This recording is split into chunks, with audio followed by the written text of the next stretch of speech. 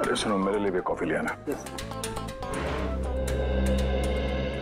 और मुझे यहाँ क्यों बुलाया, वो भी इतनी जल्दी में? अरे यार वो तुमसे कुछ कहना था। हाँ वो समझ में नहीं आ रहा कैसे कहूँ। क्या बात है, मुझसे कहने के लिए तुम्हें सोचने समझने की जरूरत पड़ती है? जो बोलना है बोल दो यार। नहीं यार, वो कल तारिका का फोन आया था। अरे ये तो बहुत खुशी की बात है।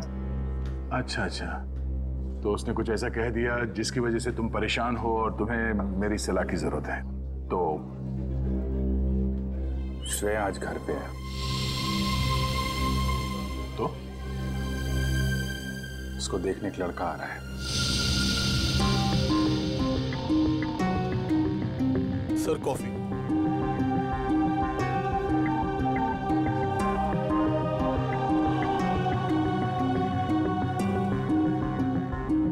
शादी के लिए।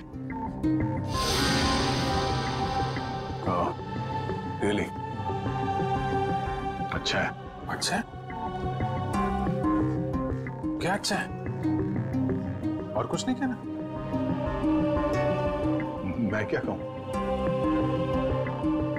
उसने तुमसे कुछ कहा? नहीं, क्या कहेगी वो? बताया भी नहीं मुझे।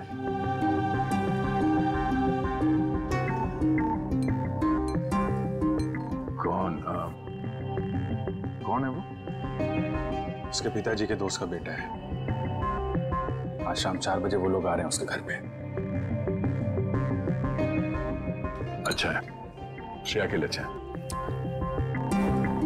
सच्चाई से भागने की कोशिश मत करो दया, बात करो उससे। मैं क्या बात करूं उससे? अरे अपने बारे में, उसके बारे में। नहीं, उसने मुझसे कुछ कहा नहीं। और किसी के साथ उसकी शादी होने वाली है, वो खुश है, मैं भी खुश हूं यार। ऐसा मत कर मेरे भाई, कोई तुम्हारी तरफ हाथ बढ़ा रहा है, उसका हाथ थाम लो, इससे पहले कि देर हो जाए। अभिजीत, तुम जो कह रहे हो शायद मैं नहीं कर पाऊं यार। अरे लेकिन क्यों नहीं कह पाओगे? यार तुमने भी तो अभी तक डॉक्टर तारिका से कुछ नहीं कहा। जो काम तुम खुद नहीं कर सकते, प्लीज उस बात की नसीहत तुम दूसरों को मत दो। यार अभिजीत, सॉरी, देखो मैं ये नहीं कर सकता। खड़े हो जाओ। हाँ, मैं कहता हूँ चुपचाप खड़े हो जाओ। चलो मेरे साथ। कहाँ? अरे चलो तो। अरे यार चलो अभिजीत सुनो तो। चलो।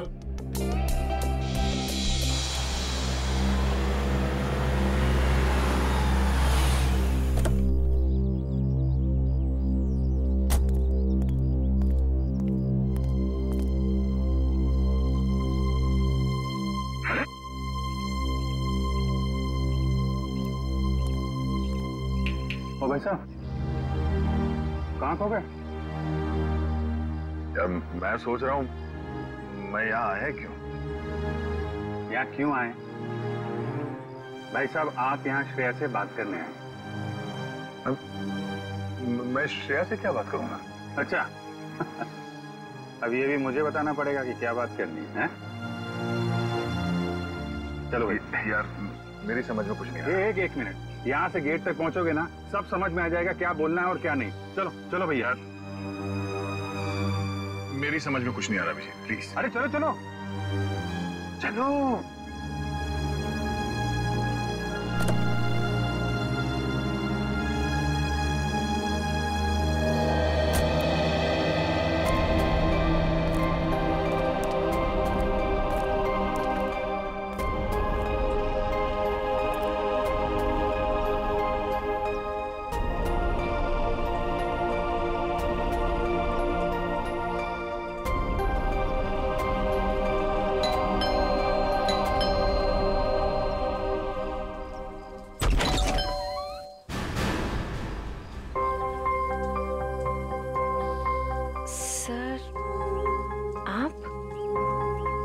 हाय श्रेया, कैसी हो तुम?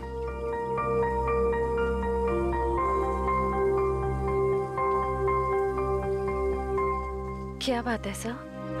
वो मैं हम लोग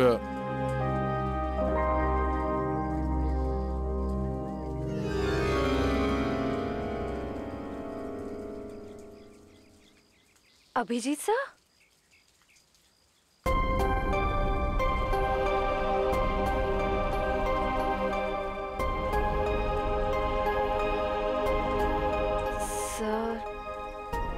बोलिए ना, क्या बात है? नहीं, वो ऐसे ही मतलब। क्या बोलना है आपको?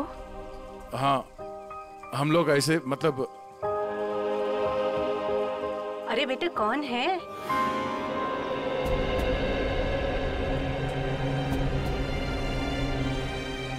अरे दया बेटा, बाहर क्यों खड़े हो? अंदर आओ। श्रेया, उन्हें अंदर बुलाओ। हाँ सर, आइए ना प्लीज।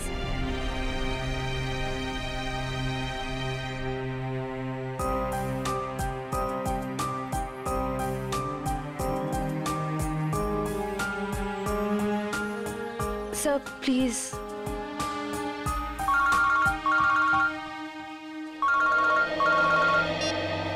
हेलो। हाँ, अच्छा ठीक है। सॉरी, मुझे जाना होगा, कुछ अर्जेंट काम है। मैं फिर कभी। हाँ हाँ, अब तो आना ही होगा। श्रेया की शादी में तो आओगे ना?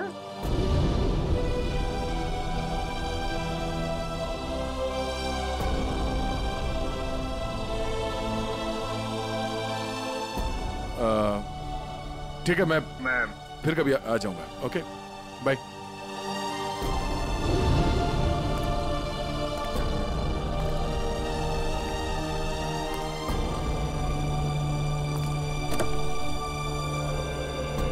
क्या हो, बात हो गई? नहीं, ये फोन आ गया, खून हुआ है, हमें जाना होगा। अरे एक मिनट, मैं जाता हूँ ना। तुम बात करो ना श्रेया से। नहीं, ये बाद में कर लेंगे, ये ज्यादा जरूरी है। यार दया, इतना अच्छा मौका मिला, ये गलती मत करो दया। अरे सुनो, मैं जा रहा हूँ ना, मैं चलता हूँ।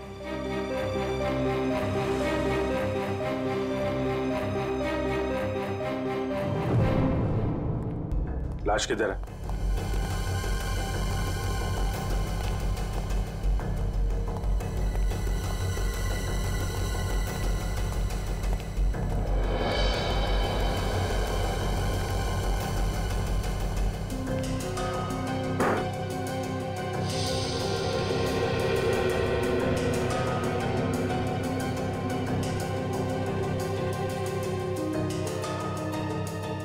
चाकू के घाव है, कई बार वार किया गया है। दोनों बॉडीज पर किसी और चोट का निशान नहीं है। और सर, कोई हाथापाई के निशान भी नहीं है हाथों पर। लगता है दोनों सोए हुए थे जब इन पे हमला हुआ। उठने या भागने का मौका ही नहीं मिला। क्यों दया?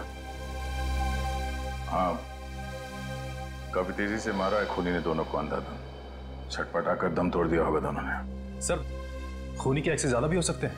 हो सकता है। कमरे की तलाशी लो, देखो हथियार कहाँ है। तुम में से किसी ने देखा खून होते हुए? नहीं साहब, हम दोनों जब अंदर आए।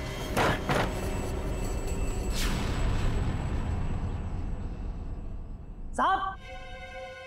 मेम साहब! साहब! मेम साहब!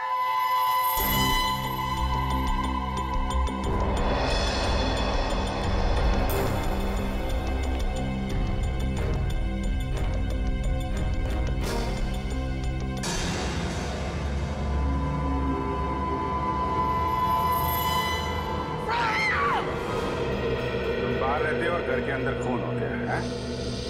किसी को अंदर आते देखा? नहीं साहब, कोई नहीं आया। कोई जान पहचान वाला आदमी, अजनबी आदमी? साहब, जब भी कोई अंदर आता है तो मैं उसका नाम और फोन नंबर रजिस्टर में एंट्री कर लेता हूँ। सर, कोई चाकू या हथियार नहीं मिला। रुपए गहने भी सही सलामत है, कोई लूटपाट भी नहीं हुई। सर, किशोर नाम है मरने वाले का। घंटाघर में कपड़े की दुकान है और उसकी बीवी का नाम जया है। किशोर, कमरे से सारे फिंगरप्रिंट्स उठा लो। कोई ना कोई रास्ता जरूर है जहां से खूनी अंदर आया है।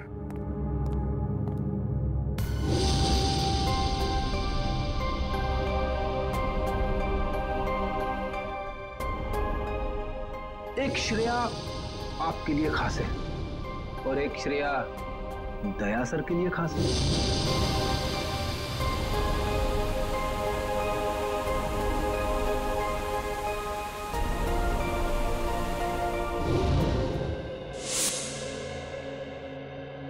श्रेया, बेटा तुम कहाँ खो गई हो?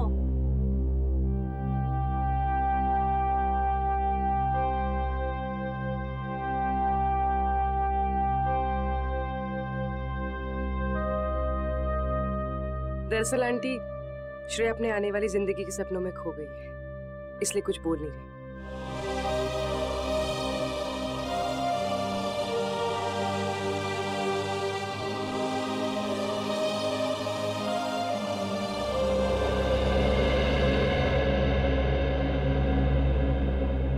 ये दे, ये तुम पे कितना अच्छा दिखेगा, है ना? ठीक है मम्मी।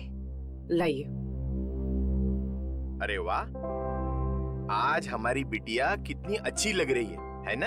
हाँ। पापा, आप खुश तो हैं ना?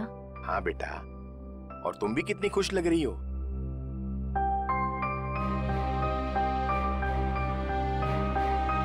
देखो, हमारी तरफ से तो हाँ है, बस अब लड़का लड़की एक दूसरे को पसंद कर ले, बस।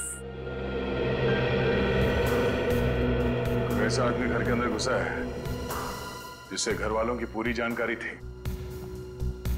हो सकता है इनकी जान पहचान वाला कोई हो जिसके पास घर की चाबी हो। आखिरी बार कब देखा तूने? साहब, कल रात को मैंने देखा था। मैं अपना काम खत्म करके चली गई थी। जब तुम यहाँ से गई तो घर में कौन कौन था? सिर्फ मेम साहब थे। साहब तब तक नहीं आए थे। क्या?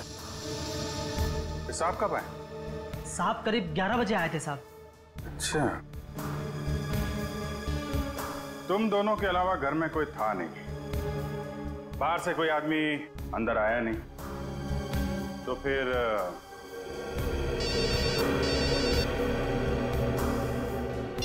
हेलो? हाँ, क्या? और 2 लोगों पे हमला?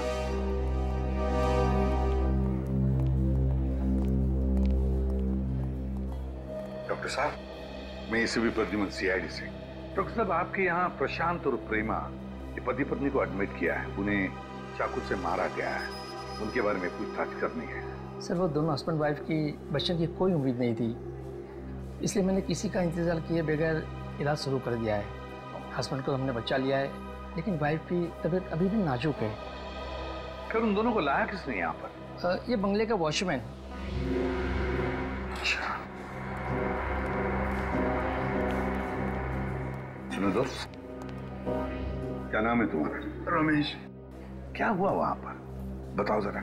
साहब, मैं बंगले के बाहर था। मैंने अचानक साहब के चीखने की आवाज सुनी। मैं भाग के अंदर गया और मैंने देखा कि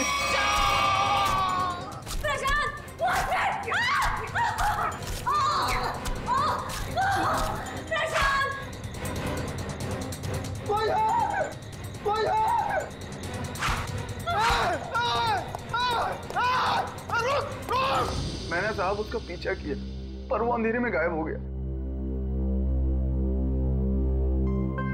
अंधेरे में गायब हो गया?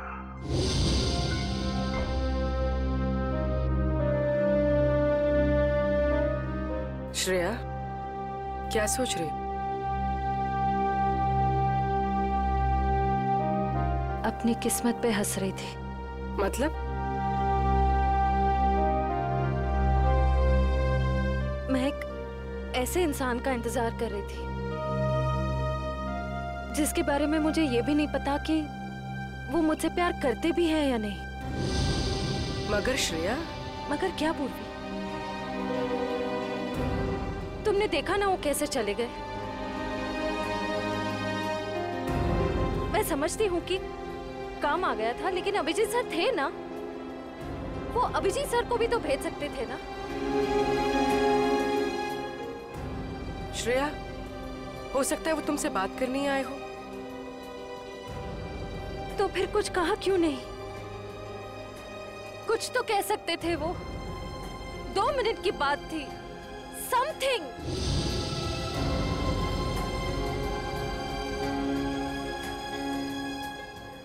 वो मुझसे प्यार ही नहीं करते। उन्हें मेरी फीलिंग्स की कोई कदर ही नहीं है। मेरे मम्मी पापा ने मेरे लिए जो सोचा होगा, अच्छा ही सोचा होगा। मैं अब उन्हें और दुखी नहीं कर सकती पूर्वी। मतलब तुम सिद्धार्थ को हाँ बोल दोगी?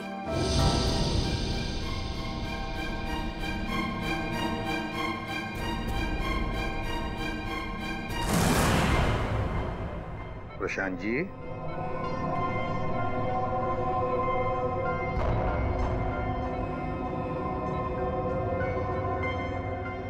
मैं एसीपी प्रद्युमन सीआईडी से। अब ठीक है। अच्छा, क्या आप बता सकोगे कि ये सब कैसे हुआ, क्या हुआ? मैं और मेरी वाइफ सो रहे थे। मेरी वाइफ ने अचानक मुझे जगा दिया। प्रशांत उठो। कोई है लग रहा है। लगता है कोई घर में घुसा है। देखो नीचे से आवाज आ रही है। 1 मिनट।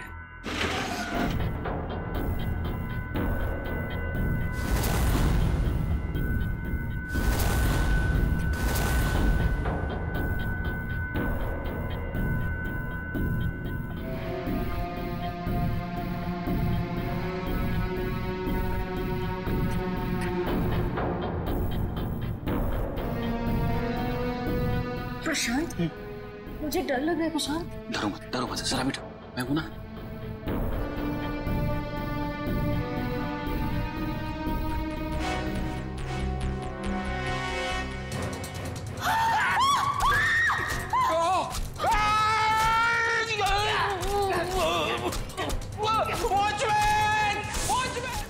वॉचमैन ने उसे देख लिया था।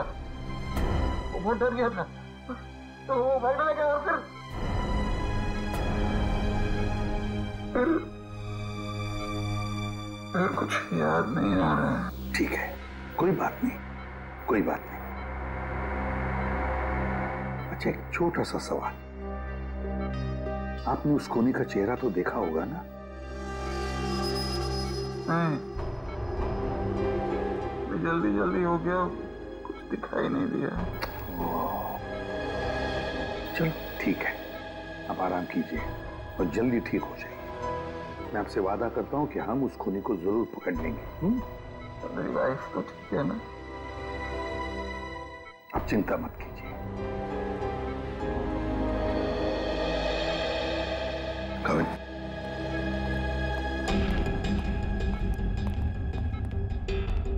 पहले 2 लोगों का खून और अब फिर इन दोनों पर हमला। एकदम बेरहमी से चाकू की वार की है। ऐसे लगता है हमला करने का तरीका एक ही है, खूनी भी एक ही होना चाहिए।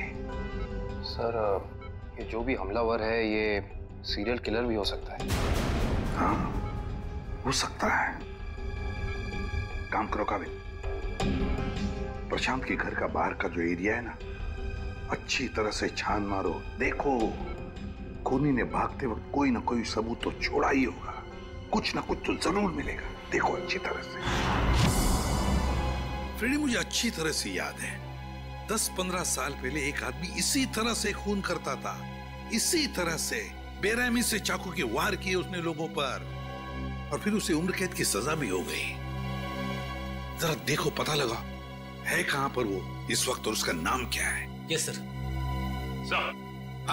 सर, किशोर जी के घर पे काम करने वाली औरत ने जो कुछ भी कहा था बिल्कुल ठीक कहा था सर। वो 9:30 बजे अपने घर पहुंच गई थी और सुबह 8:30 बजे घर से निकली। और किशोर के घर कब पहुंची? आधे घंटे के बाद, तकरीबन 9 बजे सर। और एक बात और, जब इस औरत का मोबाइल हमने ट्रैक किया तो पता चला कि इसका मोबाइल इसके घर पे ही था, रात से लेकर सुबह तक।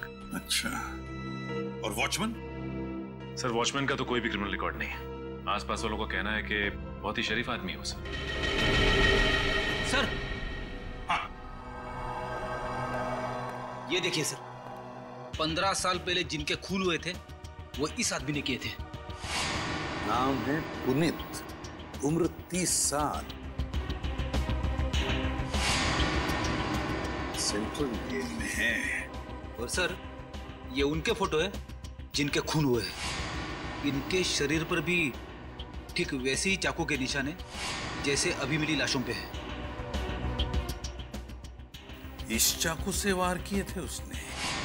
बॉस पता लग गया। पहले जोड़े की मौत हुई है रात को 12 बजे और दूसरे कपल की मौत हुई है सवेरे 4 बजे। और ये देखिए, कुछ इस तरीके का है ये हथियार जिससे हमला हुआ है। ये तो बिल्कुल वैसा ही चाकू है जैसा पुनीत के रिकॉर्ड्स में है। अरे चाकू भी वैसा, खून करने का तरीका भी वैसा। तो क्या खून पुनीत ने किए हैं? कहां तक गए थे आप? वहां तक सर, एकदम आखिरी तक। इशिता, देखो कुछ मिलता है क्या? Yes sir. आप यहाँ से आगे क्यों नहीं गए? साहब इसके आगे बहुत अंधेरा था, वो अंधेरे में गायब हो गया। आप वॉचमैन हैं, टॉर्च, लाठी कुछ नहीं है आपके पास? थी साहब, पर अचानक साहब की चीख सुनी तो मैं घबरा गया। एक खूनी घर के अंदर घुसता है, खून करके चला जाता है और आपको कुछ पता नहीं चलता। सो रहे थे आप? नहीं साहब, कसम से।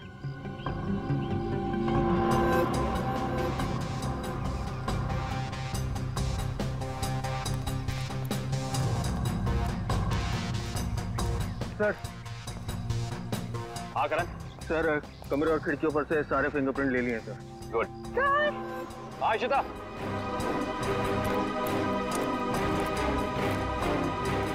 सर ये देखिए। ओह।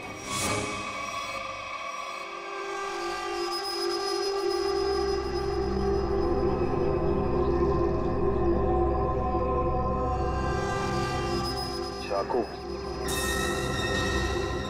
जनरल साहब, आपकी जेल में एक पुनीत नाम का सीरियल किलर है ना? बस इतनी सी बात। आप मुझे फोन पर बता देते तो आपको यहाँ पे आने की तकलीफ नहीं होती। जनरल साहब, हम खुद मिलना चाहते हैं उससे। लेकिन पिछले हफ्ते ही उसे जेल से रिहा कर दिया गया है। जानते हुए भी कि वो एक सीरियल किलर है, आप लोगों ने कैसे छोड़ दिया उसे? यहाँ से बाहर निकलते फिर से लोगों को मारना शुरू कर दिया उसने। उसका बर्ताव अच्छा था इसलिए उसे छोड़ दिया। जेल में आने के बाद वो पूरा बदल गया था, सबसे मिलजुल कर रहता था, यहाँ तक कि किसी लड़ाई झगड़ा भी नहीं करता था वो। एक बार जेल में आग लग गई, अपनी जान की परवाह ना करते हुए उसने 6 कैदियों को उस आग से बचाया, इसलिए जेल प्रशासन ने उसे छोड़ दिया। ठीक है जनरल साहब, पुनीत के रिकॉर्ड की एक कॉपी चाहिए हमें। यार चलना फारूक, जल्दी देना यार रिपोर्ट। यार रिपोर्ट तैयार तो होने दो, देख रहे हो काम कर रहा हूँ, खड़ा तो नहीं हूँ यार। तुम घोड़े पे सवार होते हो यार हमेशा। मैं क्या करूँ फिर? 1 मिनट जरा तस्वीर रखो, देता हूँ। 1 मिनट रुको यार।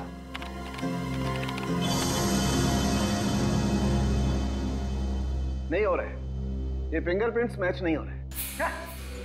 हाँ, हमारे डाटाबेस में जो उंगलियों के निशान हैं वो उन उंगलियों के निशान से मैच नहीं होते जो आप लोग लेके आए, जो झुलसी हुई। ये कैसे हो सकता है सालुंके साहब? सारे सबूत तो पुनीत की तरफ इशारा कर रहे हैं। लेकिन बॉस, मेरी रिपोर्ट भी गलत नहीं हो सकती। सर, हाँ सर, जेल से पुनीत की फिंगरप्रिंट्स मिले अभी के, और उसके अच्छे बर्ताव के लिए उसे रिहा कर दिया गया है सर। चेक कर जरा। मगर सर अभी तो हमने पुनीत की फिंगरप्रिंट्स चेक किए थे, उसका रिजल्ट तो नेगेटिव था। 1 मिनट वैभव, ये लेटेस्ट फिंगरप्रिंट्स है ना पुनीत के, तो इन्हें चेक करने में कोई प्रॉब्लम है क्या? नहीं सर। फिर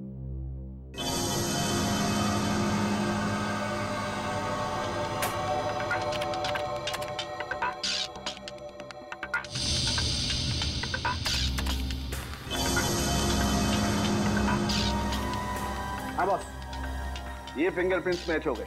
ग्रेट। ये उंगलियों के निशान भी थोड़े से जले हुए हैं, झुलसे हुए हैं। सर इस जेलर ने बताया था कुछ दिन पहले जेल में आग लग गई थी और इस पुनीत ने उस आग में से कुछ लोगों की जिंदगियां बचाई थी। Puneet, serial killer Puneet, jail में आग लगती है तो बाकी कैदियों की जान बचाता है, अच्छे बर्ताव के लिए रिहा भी होता है। कहीं ऐसा तो नहीं कि ये पुनीत फिर से अपनी पुरानी आदतों पर उत्तर आया। तुम पुनीत की बेटी हो? जी सर। क्या नाम है तुम्हारा बेटा? संध्या। संध्या? अच्छा संध्या है ना? क्या ये तुम्हारी माँ है? जी सर। अच्छा एक बात बताओ बेटा, क्या तुम अकेली रहती हो या तुम्हारे साथ और भी कोई है इस घर में? मेरा छोटा भाई आशु। आशु बाहर आओ। जी दीदी। सीआईडी वाले आए हैं, पापा के बारे में पूछ रहे हैं। सर कुछ पता चला पापा के बारे में? आपके पापा आपको बता के नहीं गए कि वो कहाँ जा रहे हैं? जी सर, कल शाम को पापा को एक कॉल आया था नौकरी के लिए और पापा ने कहा मैं रात तक लौट आऊंगा, पर पापा अब तक आए नहीं और उनका फोन भी बंद आ रहा है। क्या नंबर है उनका? 125-230-82330। मेरे पापा ने कुछ नहीं किया सर। उन्होंने मेरी कसम खाई है, वो कभी कोई गलत काम नहीं करेंगे। मम्मी भी हमें छोड़कर चली गई है, उनके सिवा हमारे कोई नहीं है। मैंने पापा से कहा है कि हम सूखी रोटी खा लें, पर कोई कभी गलत काम मत करना प्लीज सर।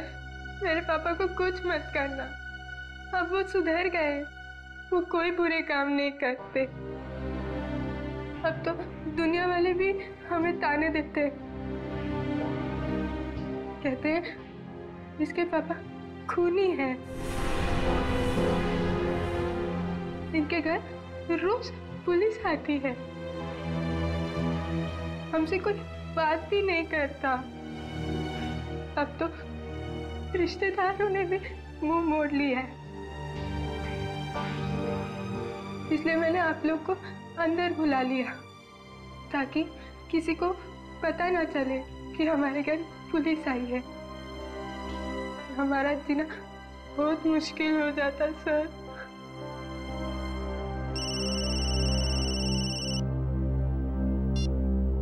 हेलो, क्या? ओके। क्या हुआ? सर प्रशांत जी की वाइफ प्रेमा जी की हॉस्पिटल में मौत हो गई है।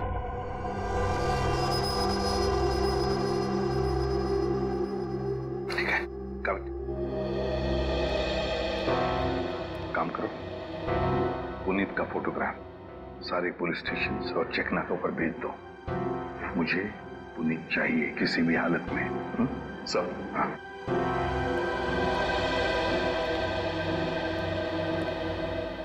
देखो बेटा, मैं तुम दोनों से वादा करता हूं, अगर तुम्हारे पापा सुधर गए हैं और उन्होंने कोई गलत काम नहीं किया है तो मैं उन्हें नौकरी दिलवाऊंगा, शहर से दूर, ठीक है? और एक बात, अगर तुम्हें किसी भी चीज की जरूरत पड़े तो मुझे फोन करना, ठीक है? चलो, अपना ख्याल रखना, ओके? सर, पुनीत शांतिनगर इलाके में है, एक लोकल कॉप रतन उसका पीछा कर रहा है। रतन से कहो उसे अपनी आंखों से ओझल ना होने दे, हमारे ऑफिसर्स आते ही होंगे अभी।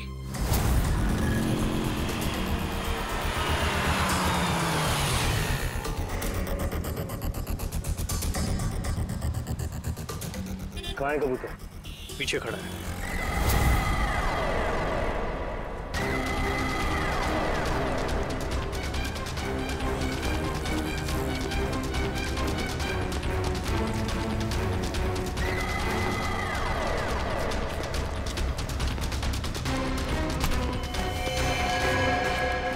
क्या?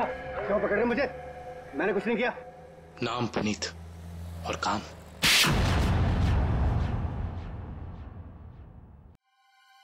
मैं सच कह रहा हूं साहब, मैं कसम खा के कह रहा हूं, मैंने ये नहीं किया, मैंने कोई भी खून नहीं किया साहब। मैं सब बुरे काम छोड़ चुका हूँ साहब। चुप! बंद करिए नाटक। मैं कैसे बताऊँ आपको, जब मैंने किया ही नहीं है तो मैं कैसे कह दूँ कि मैंने खून किया है? तो फिर तुम हमें देख के भागे क्यों? मैं बहुत डर गया था। मैं डर गया था कि आप लोग मेरी बात का यकीन नहीं करेंगे। उस दिन जब मैं अपने घर पे पहुंचा तो 4 लोगों पर हमला हुआ है। 4, बिल्कुल उसी तरह जैसे तुम पहले भी कर चुके हो, और उसमें से 3 की तो मौत भी हो गई है। और तो और प्रशांत जी के घर के पीछे से हमें चाकू बरामद हुआ, उस पर तुम्हारी उंगलियों के निशान है, और फिर उन 2 घरों से भी उंगलियों के निशान मिले जिसमें तुम्हारे ही उंगलियों के निशान हैं। मैं सब आपको बताऊं, कोई मुझे फंसाने की कोशिश कर रहा है। कौन फंसाएगा तुम्हें? हा? ये नाटक बंद करो, समझे? तुम्हारा मोबाइल ट्रैक किया था हमने, और वहीं पे ट्रैक हुआ जहां पे खून हुआ था। मुझे नौकरी के लिए बुलाया था साहब। मुझे किसी ने फोन करके मुझे 11:30 बजे सानपाड़ा में बुलाया। मैं वहां गया, वहां मुझे कोई नहीं मिला। मैंने इंतजार भी किया। मैं सच कह रहा हूं साहब, मुझे दूसरा फोन आया, सेंटर पे बुलाया मुझे 3:30 बजे। कोई सिक्योरिटी गार्ड का जॉब था। मैं सच कह रहा हूं साहब, आप मेरा एक काम कीजिए, आप फोन चेक कर लीजिए मेरा।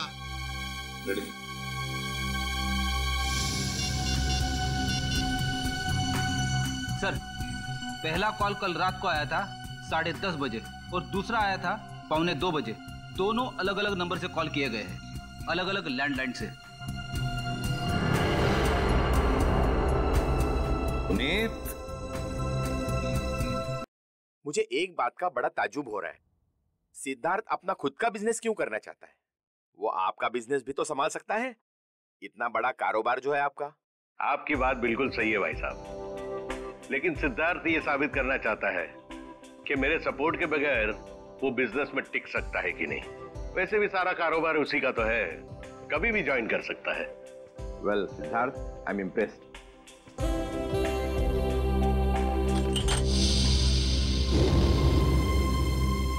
सॉरी।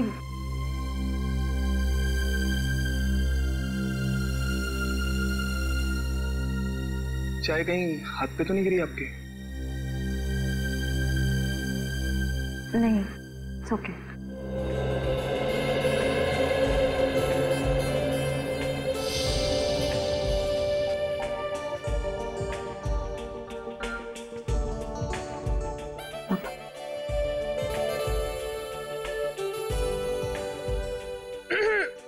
भैया, पापा अपनी चाय की वेट कर रहे हैं।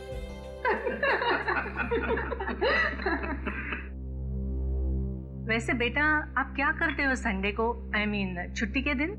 कुछ नहीं आंटी, थोड़ा दोस्तों के साथ घूमने चले जाता हूँ, फिरने चले जाता हूँ, कभी कभार क्रिकेट खेल लेता हूँ, एडवेंचर कर लेता हूँ थोड़ा बहुत बस।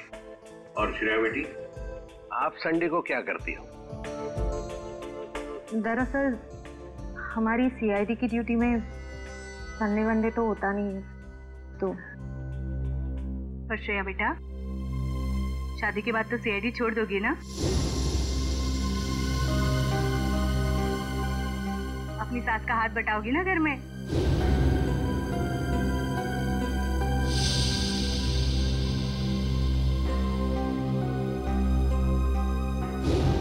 मम्मी, अगर श्रेया को आफ्टर मैरिज जॉब करना पसंद है तो वो कर सकती हैं। मुझे कोई एतराज नहीं है अगर उन्हें पसंद है तो जॉब करना।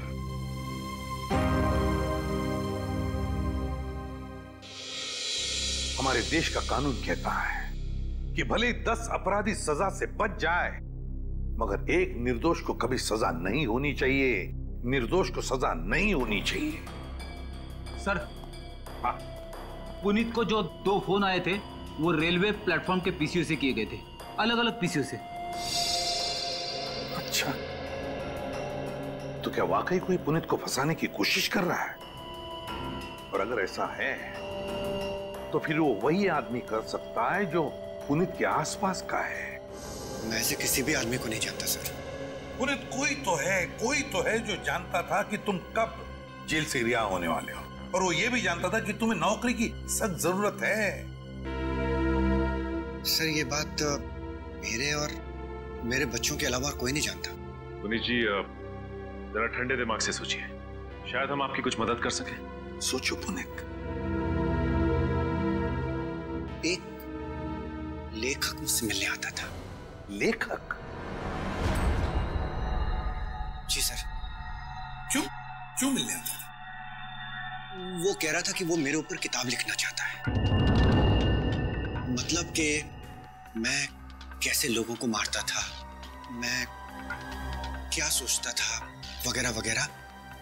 और वो ना अपना पेन मेरे हाथ में पकड़ा देता था और कहता था कि जैसे छुरा पकड़ते थे वैसे आप इस पेन को पकड़िए।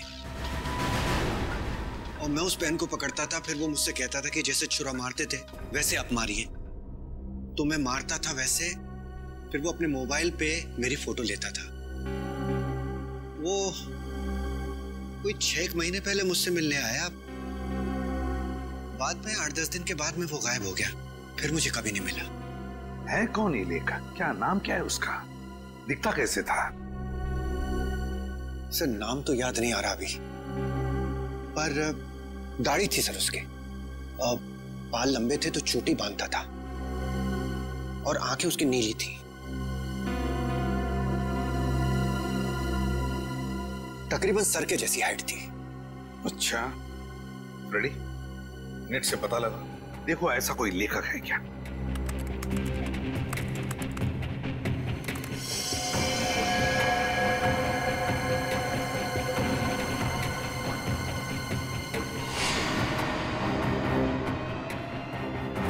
सर ऐसा तो कोई लेखक है नहीं।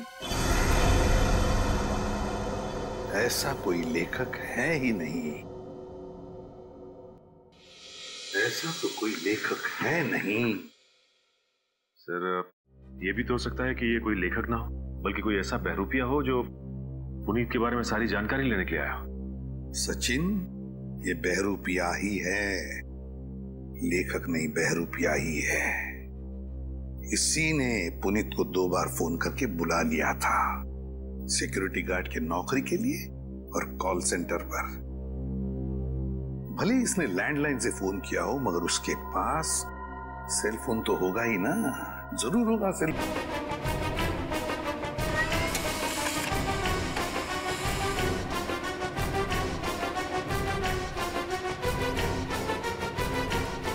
माय गॉड, पता लग गया सर। इन दोनों जगहों पे पुनीत के नंबर के अलावा एक और नंबर है जो कॉमन है सर।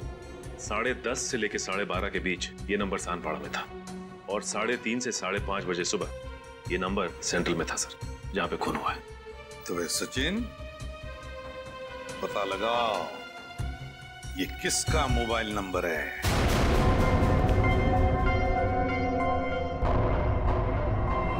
मिस्टर प्रशांत किस रूम में मिलेंगे? 1 मिनट।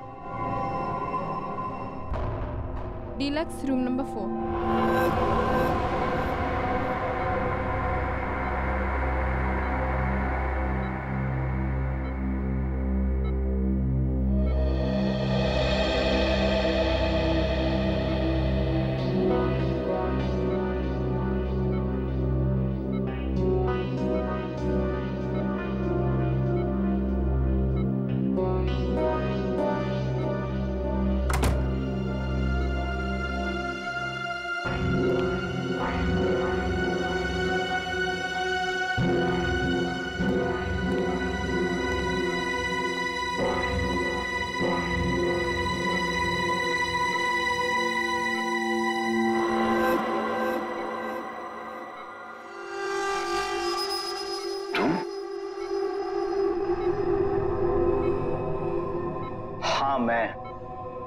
तुम्हें क्या लगा मैं तुम्हें ढूंढ नहीं पाऊंगा और तुम इतनी आसानी से बच जाओगे? ऐसी बात नहीं है, मेरी हालत तो देखो। हालत कुछ भी हो, मुझे मेरे पैसे चाहिए। कितना बड़ा रिस्क लिया है मैंने, कुछ भी हो सकता था। जान तो नहीं जाती ना। मैंने तो अपने आप पर हमला करवाया है, अपनी जान दांव पर लगाई है, अपनी बीवी को खून करवा दिया। इससे ज्यादा तो कोई रिस्क नहीं होता। वैसे भी हमारा काम अभी खत्म नहीं हुआ है। हमारा काम अभी बाकी है। हमें इसी तरह और 3-4 खून करने पड़ेंगे ताकि उस आईडी को पता चले कि ये कोई सीरियल किलर का काम है।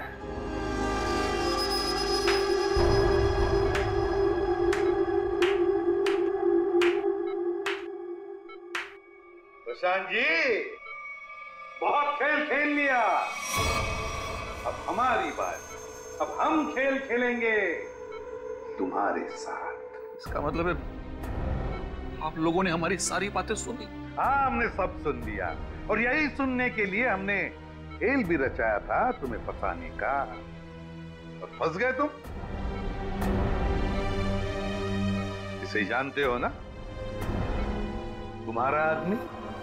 लेकिन अब ये तुम्हारा आदमी नहीं, हमारा आदमी, हमारा आदमी। सरकारी गवाह है ये, समझे? सरकारी गवाह।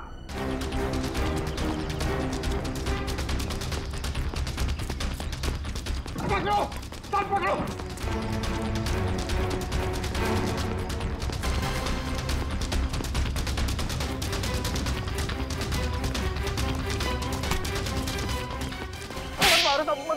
मैंने कुछ नहीं किया। कुछ नहीं किया? कुछ नहीं किया मैंने। कुछ नहीं किया तो फिर हमें देखकर भागा क्यों? साहब मैं तो छोटी मोटी चोरी करता हूँ। आप लोगों को देख के डर लगा तो भाग निकला। की दाढ़ी में तिनका। कल रात शांतिपारा और सेंट्रल एरिया में 4 लोगों की जान गई। मैंने किसी की जान नहीं ली। किसी की जान नहीं ली? नहीं, किसी की नहीं ली। ठीक है, लेकिन तुम भी इसकी जान मत लेना। बस 4 गोलियां दाएं पैर में और 4 गोलियां बाएं पैर में ठोक दो, ताकि जिंदगी में भागने लायक ना रहे।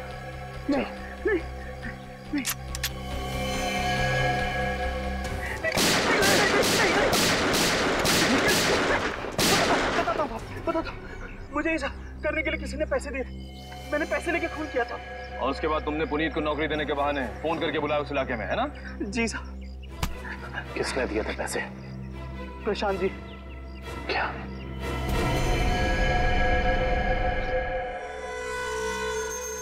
ना बड़ा धोखा। तुम्हें क्या लगा सिर्फ तुम ही धोखा दे सकते हो, हम नहीं? बताओ, क्यों किया तुमने ये सब? अपनी बीवी से बदला लेने के लिए। मैं कितना प्यार करता था उससे। क्या कुछ नहीं किया मैंने उसके लिए, और उसने मुझे धोखा दिया। किसी और के साथ भाग जाना चाहती थी वो। इसीलिए मैंने मेरी बीवी के खून का प्लान बनाया। पुनीत को फंसाने का प्लान बनाया है? तुम्हें पता था कि वो जेल से बाहर आने वाला है? हाँ, मैंने पुनीत को भी अपने प्लान में फंसाया। और इसीलिए एक लेखक बनकर तुम उससे मिलने गए, ये कह के कि तुम उस पर किताब लिखना चाहते हो, और इसी बहाने तुमने उसके फिंगरप्रिंट्स उठा लिए। अपने बीवी से छुटकारा ही चाहते थे तो उसे तलाक दे देते। उसे जान से मारने की क्या जरूरत थी? और तो और, तुमने 2 मासूम लोगों की जानें भी ली। सिर्फ इतना ही नहीं, पुनीत एक मुजरिम जो अपने आप को सुधारना चाहता था, उसे भी अपने घिनौने प्लान में बलि चढ़ाने का सोच लिया। तुम जैसों को तो कड़ी से कड़ी सजा मिलनी चाहिए, फांसी होनी चाहिए, फांसी। लो भाई, आ गई तुम्हारी मंजिल। अब क्या हुआ यार? इस बार तुम मुझे खींच के लाए हो ना, चलो बात कर लेते हैं। अरे यार वो मैं यहाँ मैं सिर्फ ये जानने आया था कि श्रेया ने उस लड़के को वहां बुलाया या नहीं। नहीं, कब भी पता नहीं चलेगा जब गाड़ी से नहीं उतरोगे तो। चलो भाई।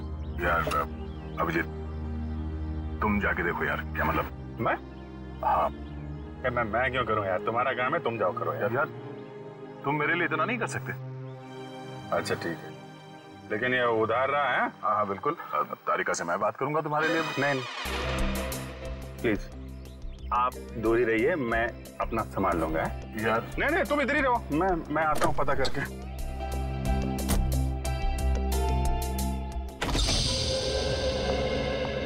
पूर्वी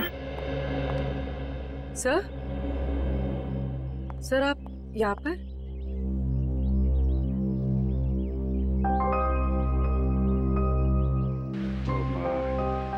श्रेया कहाँ है? सर श्रेया अपने कमरे में। और फंक्शन कैसा रहा? सर फंक्शन ठीक था सर। सर सिद्धार्थ अच्छा लड़का है सर।